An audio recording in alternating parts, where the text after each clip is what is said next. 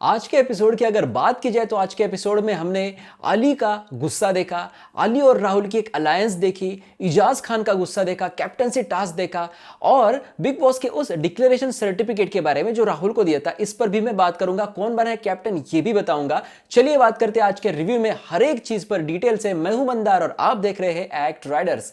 बात की जाए तो आज का जो शो था भाई, इस शो में बहुत सारे पॉइंट्स मुझे रखने हैं और मैंने निकाले हैं और इस हर एक पॉइंट पे मैं चर्चा करूंगा। शुरुआत से हम जाते हैं जब इजाज खान को वहां पे बिठाया गया था, जो वहां पे टास्क चल रहा था नॉमिनेशन का, तो इजाज खान को वहां पे बिठाया और इजाज खान के लिए जान शानू को वहां पे टास्क बता दिया था कि जान शानू को अपने फैमिली फोटोज को वहां पे डिस्ट्रॉय करना था। जी हां, और शायद मुझे ऐसा लगता है कि बिग बॉस में ऐसे टास्क हर बार आते ही है। जान शानू ने बिग बॉस देखा है, उसको पता है कि ये एक ना एक बार होना ही था, तो भाई वो तैयार था इन सारी चीजों के लिए, वो तैयार था और उन्होंने अपने जो है फोटोज वहां पे डिस्ट्रॉय किए। हालांकि ये थोड़ा सा दर्दनाक होता है और ऐसा होता है कि भाई एक तो हम घर वालों से दूर हैं और पूरी दुनिया से अलग वहां पे रह रहे हैं और बाहर की दुनिया का कुछ पता नहीं। और इसमें जब एक बार हमने देखा था कि जान शानू उस फोटो को बिलक के वहां पे रो रहे थे, तो कहीं ना कहीं अटैचमेंट तो होती है भाई, कितना भी करे। तो जान शानू ने वहां पे वो टास्क किया। हालांकि हर कोई यहाँ पे दूसरे के लिए टास्क तो करने ही वाला था,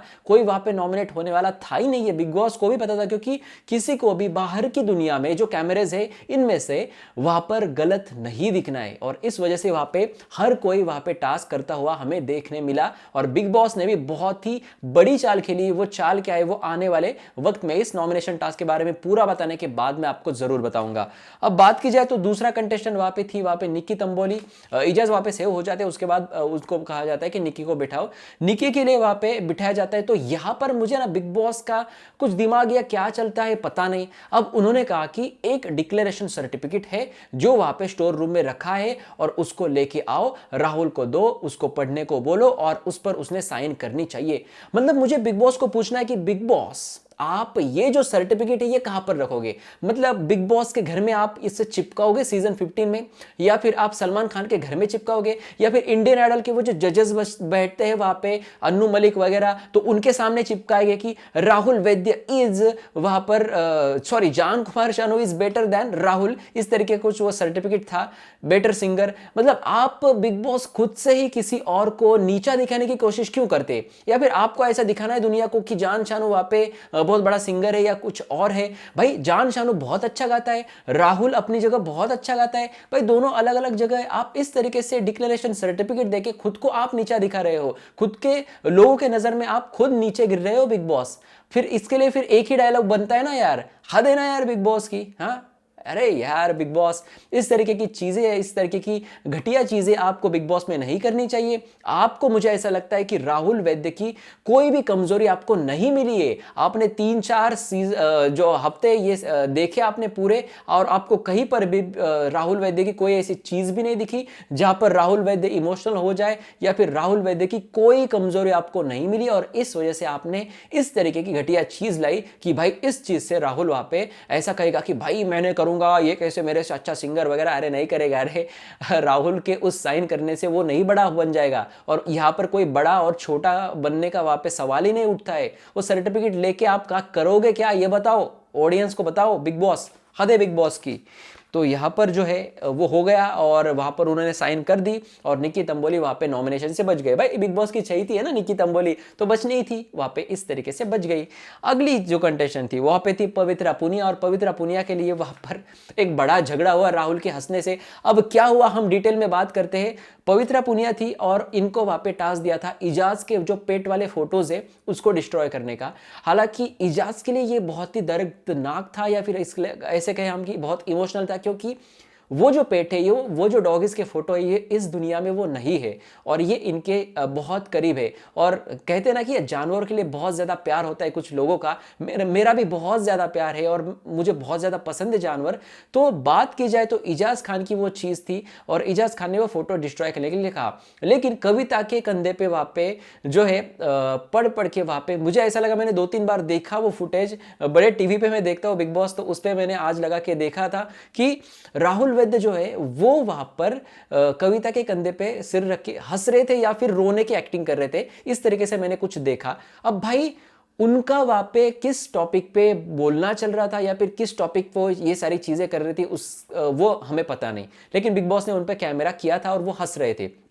अब उसके बाद वहां पर जो है इजाज खान को चुगली लगाते हैं शार्दुल पंडित। शार्दुल पंडित इतना अच्छा जा रहा है, लोगों के मन में अच्छा है, लेकिन ये चुगली वगैरह लगाने का या फिर दोनों में झगड़ा लगाने का काम क्यों किया ये पता नहीं। तो यहां पर जाके इजाज को बता दिया। अब इजाज उनको पता है भाई इतनी सी बात पे ट्रिगर होते हैं और पवित्रा पुनिया भी वहां पे ट्रिगर होती है। तो इजाज खान वहां पे झट से जाते राहुल वैद्य के पास और इनको पूछते कि तू क्यों हंस रहा था। तो ये वहां पे बात निकालते कि एलिगोनी के साथ में था और हमारी अलग चीज पे वहां पे चर्चा चल रही थी और इस वजह से हम वहां पे जोक पे हंस रहे थे और पहले से हम हंस रहे थे। लेकिन अगर बात की जाए तो एलिगोनी के साथ वो तब नहीं थे, तब वो थे कविता कौशिक के साथ जब ये टास्क चल रहा था और तब वो शायद हंसने की या फिर रोने की एक्टिंग कर रहे थे। अब ये जो चीज अगर वो इनके लिए हंस भी देते या फिर इनकी एक्टिंग भी कर लेते तो यहाँ पे कोई दिक्कत वाली बात थी नहीं। अब आप कहो कि भाई कैसे राहुल ने ऐसी चीज नहीं करनी चाहिए थी, भाई यहाँ पे इमोशंस का सवाल नहीं है, यहाँ पे वो उस जोड़ी पर भी हंस सकते हैं क्योंकि इजाज और पवित्रा का रिश्ता कैसा है ये किसी को भी पता नहीं चल रहा। कभी ये गुस्से में होते, कभी एक दूसरे के साथ वो रोते, कभी हंसते, कभी प्यार करते। इनका जो रिश्ता है वही समझ में नहीं आ रहा। और वैसे भी उनके और इजाज के जो रिश्ते हैं, जो संबंध है वो थोड़े से खराब चल रहे हैं और इस वजह से शायद हो सकता है कि वो हंसे होंगे, लेकिन वहां पर आकर वो उस हंसी को उस फोटोज के लिए इमोशंस नहीं है और इस तरीके की बातें करके वहां पे बताना ये मुझे कहीं ना कहीं गलत लगा। और इजाज खान तो भाई गुस्से वाली गोलियां खा के वहां पे बिग बॉस के घर में आए। भाई इतना गुस्सा, मतलब छोटी सी बात पे भी एकदम से गुस्सा आ जाता है और चमगादड़ के जैसे इधर उधर घूमते रहते हो बिग बॉस के घर में।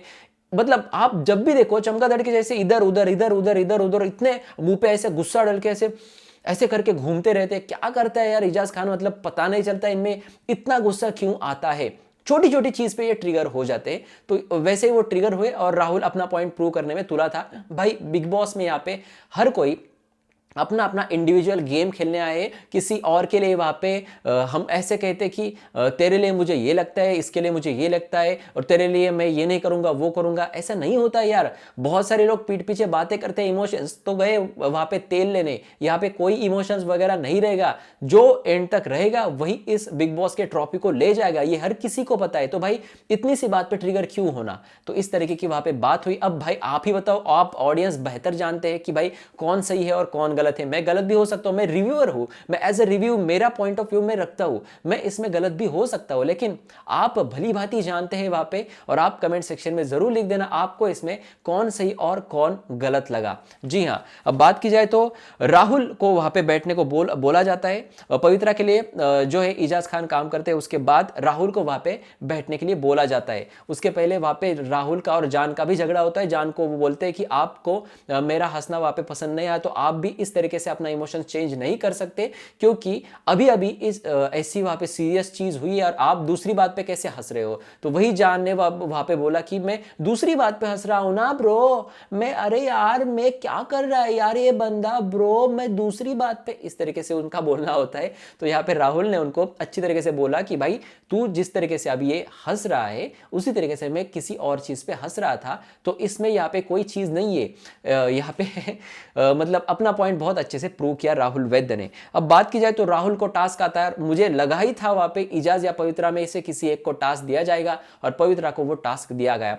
अब खुद के वहां पे 10 कपड़े डिस्ट्रॉय करना ये बड़ा टास्क था। इस तरीके के टास्क वहां पे जान, शानू और निकी तंबोली को क्यों नहीं दिए गए। भाई निकी तंबोली जो है उनको पता है उनके कपड़ों से कितना प्यार है और बिग बॉस को पता है कि ये कितना इनको कठिन जाता और उनको वहां पे सिर्फ एक ब्लैंकेट वहां पे डिस्ट्रॉय करने के लिए बोला और पवित्रा पुनिया को 10 कपड़े, मतलब 1 ब्लैंकेट वर्सेस 10 कपड़े। अरे यार हद है ना भाई बिग बॉस की। हाँ बिग बॉस की हद है क्योंकि उनके चाहते लोगों को इतने वहां पे डेंजरस टास्क नहीं मिले, लेकिन उसके ऑपोजिट में वहां पे इस तरीके का टास्क वहां पे पवित्रा पुनिया को मिला और 10 कपड़े मतलब बहुत ज्यादा होते हैं और उन्होंने वहां पे डिस्ट्रॉय किए। अब इस पर आपका क्या है कहना भाई कमेंट सेक्शन में जरूर लिख देना। और पवित्रा पुनिया ने ये करने के बाद राहुल वैद्य भी वहां पे सेफ हो गए। भाई हर कोई उनके लिए वहां पे टास्क कर रहा था। अब बात की जाए तो उसके बाद हम देखते हैं कि ये जो पूरा नॉमिनेशन का टास्क खत्म हो जाता है, सिर्फ रुबीना वहां पे नॉमिनेट हो जाती है। अब मैं आपको बताना चाहूंगा कि बिग बॉस का ये बड़ा गेम कैसे था। पहले बीबी की अदालत के लोग अंदर आए, फराह खान वगैरह वो जो जर्नलिस्ट थे, इनको साफ तौर पे वहां पे बता दिया था अगर शार्दुल का इविक्शन होता है तो मैं आपको ये बताना चाहता हूं, इनको साफ तौर पे वहां पे बता दिया था कि शार्दुल को आपको नॉमिनेट करना है। जी हाँ, शार्दुल को कैसे भी करके आपको नॉमिनेट करना होगा।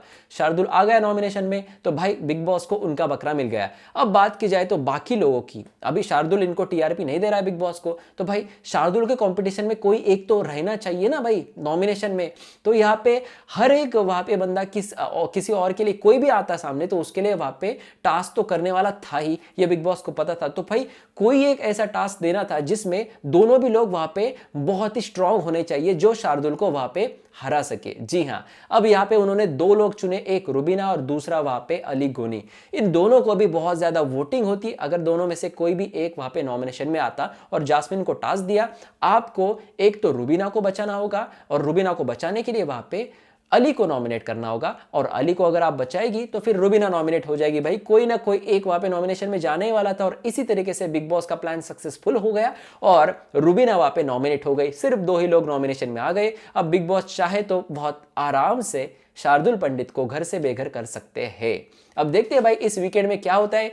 वोटिंग लाइंस ओपन किए तो शायद वहां पे 90% ऐसा मैं कहूंगा कि इविक्शन होगा, क्योंकि भाई वोटिंग लाइन्स ओपन होने के बाद इविक्शन होता है। वोटिंग लाइन्स अगर ओपन ना होती तो मैं आपको कहता कि भाई दिवाली वीक ही, यहाँ पे कुछ नहीं होगा। लेकिन देखते हैं भाई दिवाली में सरप्राइज करके वहां पे रुबीना को सीधे सीक्रेट रूम में भेजा गया है तो ये बहुत अच्छा हो सकता है।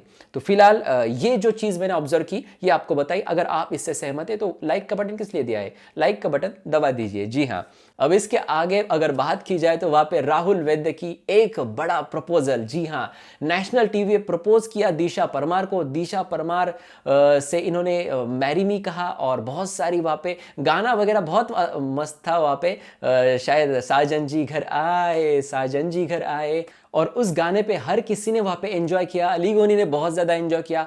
हर एक ने वहां पे जास्मिन हो या हर किसी ने वहां पे राहुल को मदद की उस टी शर्ट को बनाने के लिए, और बहुत ही अच्छा वहां पे प्रपोजल रखा। और ये बहुत ना स्वीट चीज लगी, क्योंकि झगड़ों से अच्छा ना ऐसी चीजें देखने में बहुत ज्यादा मजा आता है। उसके बाद क्या होता है, चलिए इस पर तो हमने कल एक सेपरेट वीडियो बना ही लिया है प्रपोजल पे। अब दिशा की जब बात आएगी तो मैं आपको जरूर बताऊंगा कि दिशा का आंसर क्या है इस पर। जी हाँ, अब वहां पे टास्क की बात करते हैं। कैप्टनसी टास्क के लिए वहां पे डिस्को वाला टास्क वहां पे अरेंज किया था। हालांकि लोगों की भी एंटरटेनमेंट हो जाए, अच्छे अच्छे गाने वहां पे सुनने मिले और यहां पर ये लोग भी डांस करें, और इसमें से अभी कोई एक कैप्टन बनेगा। भाई वहां पे नाचना था, वहां पर सख्त वहां पे रूल थे, वहां पे सीधे रूल थे कि आपको नीचे बैठना नहीं होगा, सोना नहीं होगा, रेस्ट करना नहीं होगा, वॉशरूम का यूज करना है तो बाहर वाले ही वॉशरूम का वहां पे यूज कर सकते हैं। इस तरीके की चीजें वहां पे थी। अब बात की जाए तो पहला राउंड होता है, सब लोग नाचते हैं और हर एक राउंड के बाद वहां पे बिग बॉस दो दो लोगों को वहां पे निकालने के लिए बोलते हैं। तो पहली बार वहां पे जब डांस पूरा हो जाता है तो इजाज खान नीचे लेट के नागिन वाला डांस कर रहे होते और एक बार वहां पे रुबीना ने नीचे बैठ लिया था। तो इस तरीके से इन दोनों का बहुमत से वहां पे नाम लिया। बिग बॉस को पता है कि आपसी सहमति नहीं होगी, तो बिग बॉस ने दो ऑप्शन दिए थे, एक तो आपसी सहमति करो या फिर बहुमत से वहां पे इविक्ट करो एक एक नाम, क्योंकि बिग बॉस को पता है यहाँ पे कोई मानने वाला है नहीं, पूरी रात ये डांस कर सकते हैं और एंड तक वो रह सकते हैं। तो यहाँ पे बहुमत से इजाज खान और रुबीना का नाम आता है। इजाज बहुत गुस्सा हो जाता है, अभिनव के साथ बहुत ज्यादा गुस्सा करता है।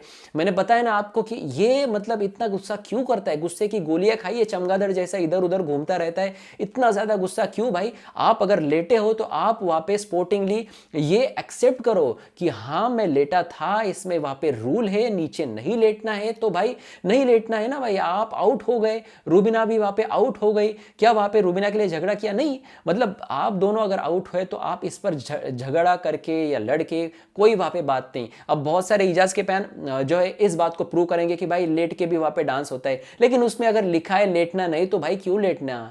मतलब हद मत करो आप कमेंट में। लेकिन यहां पे अगर गलती है तो गलती है, इजाज आउट है तो आउट है। तो यहाँ पे दोनों वहां पे आउट होते हैं, इजाज और रुबीना। तो यहाँ पर अगला जब राउंड शुरू होता है तो भाई अलग अलग वहां पे सिंगर अंदर आना शुरू होता है। अन्नू मलिक अंदर आते हैं, गरंशा की पहली हो, नहीं ये गाना नहीं गाया उन्होंने वहां पे बहुत अच्छा गाना गाया वहां पे, ये काली काली आंखें।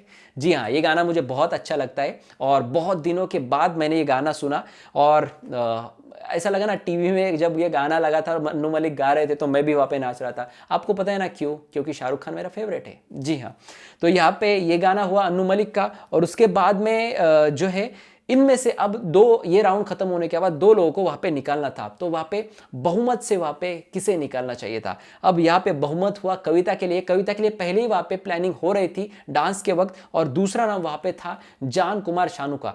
जान कुमार शानू पर अली बहुत वहां पे गुस्सा होते हैं, हालांकि अली गुस्सा होते निकी तंबोली पर। निकी तंबोली इनको कहते हैं कि भाई आप जो है या फिर ये जो है ये अभी अभी आए, एक हफ्ता ही हुआ है इसको आके, और ये इतने जल्दी कैप्टन बनेगा। तो इसी बात पे बहुत ज्यादा गुस्सा होते हैं अली गोनी, और अली गोनी का गुस्सा होना मुझे कहीं ना कहीं जायज लगा। अब आप कहोगे कि कैसे भाई, वो एक हफ्ता हुआ आया है या फिर 2 हफ्ते या फिर अभी आज के दिन एंटर हुआ है, वो घर का सदस्य बन चुका है, तो भाई कैप्टन होने का पूरा हक उसके पास है। और इस बात पे उसको गुस्सा आ गया। इनका गुस्सा जो है मुझे जायज लगा, लेकिन उन्होंने उनका गुस्सा, निकी तंबोली का गुस्सा वहां पे जान शानू के ऊपर लगाया, शार्दुल को मनाया और सीधा हाथ ऊपर करके बहुमत से उन्होंने जान कुमार शानू को आउट कर दिया। ये दोनों भी वहां पे आउट हो जाते।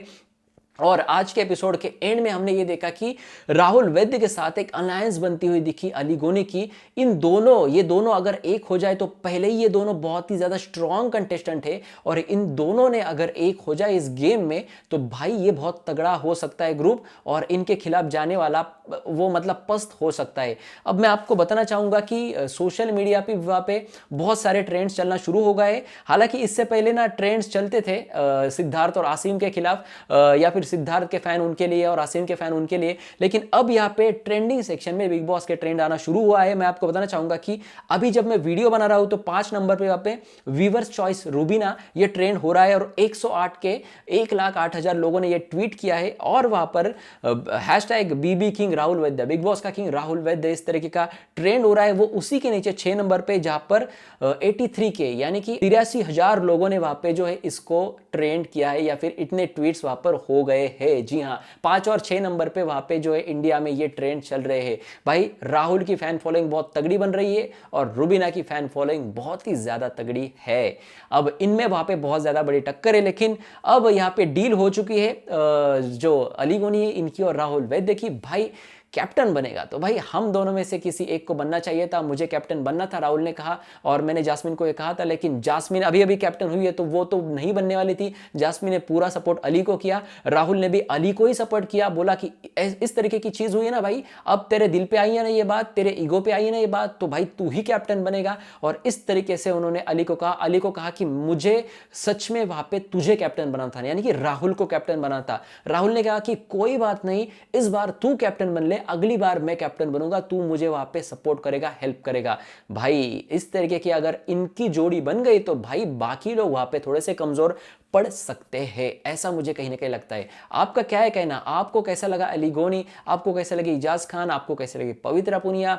हर एक चीज डिटेल में आप लिख सकते हैं हमारे कमेंट सेक्शन में। देखते हैं भाई किसके कमेंट को मिलते हैं सबसे ज्यादा लाइक्स। जी हाँ, चलिए कमेंट सेक्शन में कमेंट करके जरूर बताना। इसके अलावा अगर आपको यूट्यूबर बनना है, यूट्यूब से ढेर सारे पैसे कमाने हैं, यूट्यूबर के लिए आपको अलग अलग टॉपिक चाहिए, कैसे यूट्यूब पर वीडियो बनाने, हर एक चीज सीखनी है, टिप्स एंड ट्रिक्स देता हूं मैं इंस्टाग्राम पे। कहाँ है उसकी लिंक है वीडियो के डिस्क्रिप्शन में। हर एक वीडियो के डिस्क्रिप्शन में मैं मेरे यूट्यूब की इंस्टाग्राम के चैनल की लिंक देता हूं, या फिर एक्ट राइडर 06 सर्च करके भी आप वहां पर जा सकते हैं। वहां पे फॉलो कीजिए, यहाँ पे सब्सक्राइब करें, और आपके विचार कमेंट सेक्शन में जरूर लिखिए, और देखते रहिए एक्ट राइडर्स। धन्यवाद।